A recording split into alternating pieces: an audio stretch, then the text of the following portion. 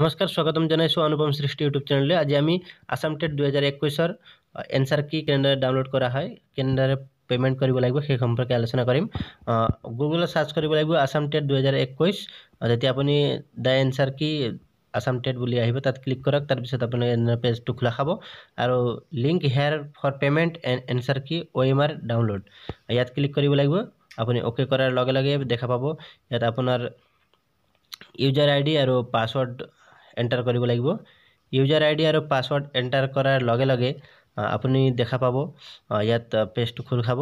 Page খোল খোৱাৰ লগে লগে আপুনি স্কোৰো চাব পাৰিব আৰু যদি আপুনি অনলাইন পেমেন্ট কৰি পেলাই 200 টকা পেমেন্ট কৰি পেলাই আপুনি যদি আপোনাৰ এনসাৰ কি চাব বিচাৰে তেতিয়া আপুনি চাব পাৰিব। ইয়াত লিখা আছে অনলাইন পেমেন্ট, ইয়াত ক্লিক কৰক। ক্লিক কৰাৰ লগে লগে গো ফৰ পেমেন্টত ক্লিক কৰক।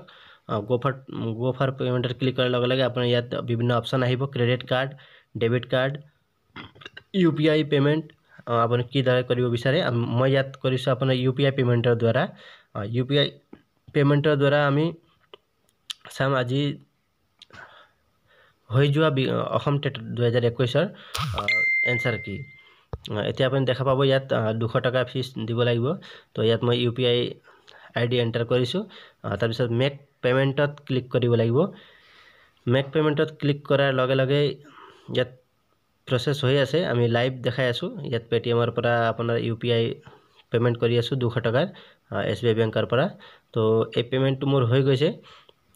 হোৱাৰ লগে লগে আপুনি দেখা পাব ইয়াত পেমেন্ট সাকসেসফুল বুলি লিখিছে। পেমেন্ট সাকসেসফুল হোৱাৰ লগে লগে আপুনি ইয়াত এনসাৰ কি পাব। কিছু সময় পিছতে আপুনি এনসাৰ কি এখন পাব। ইয়াত আহিছে ক্লিক টু লগ ইন বুলি লিখা আছে।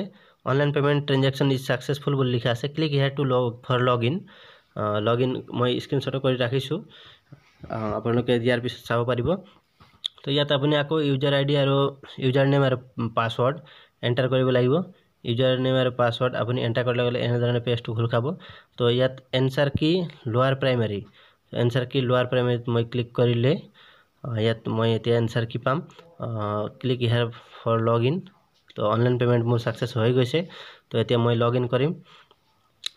লগ ইন কৰিবৰ কাৰণে ইউজাৰ নেম আৰু পাছৱৰ্ড মই এণ্টাৰ কৰিছোঁ।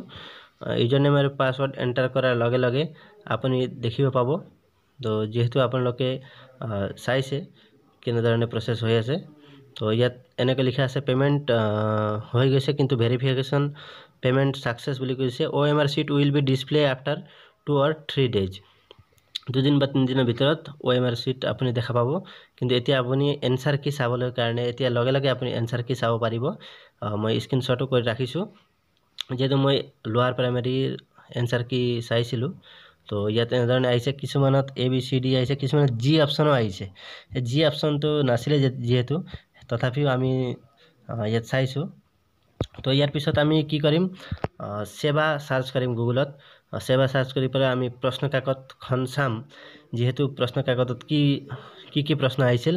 তো ইয়াত আপুনি দেখা পাব টেট LP and UP।